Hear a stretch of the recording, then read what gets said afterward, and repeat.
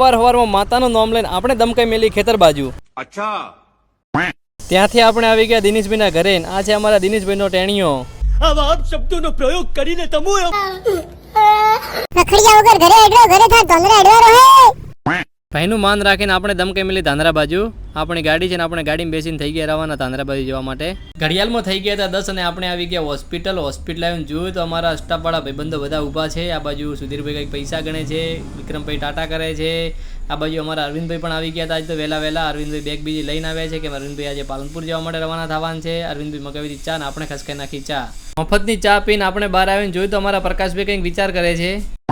લિયો વિવારે આ સીઝને ગે ને ઓપે જે વોડારા વોડે જ રિયા. આપણે ગાડી લઈને રવાના થઈ ગયા અરવિંદભાઈને મૂકવા માટે. પાછા આવી ગયા હોસ્પિટલે આપ્યું સેમ્પલ. આપણે એક્ટિવા લઈ અને થઈ ગયા રવાના જનની ગાયનેક હોસ્પિટલ બાજુ. આવી ગઈ જનની ગાયનેક હોસ્પિટલ ને આપણે આપી દીધું મનોજભાઈને સેમ્પલ. પાછા આવ્યા તો સુધીરભાઈ કંઈક પૈસા ગણે છે. પૈસા ही पैसा होगा. अंकल ये कौन है?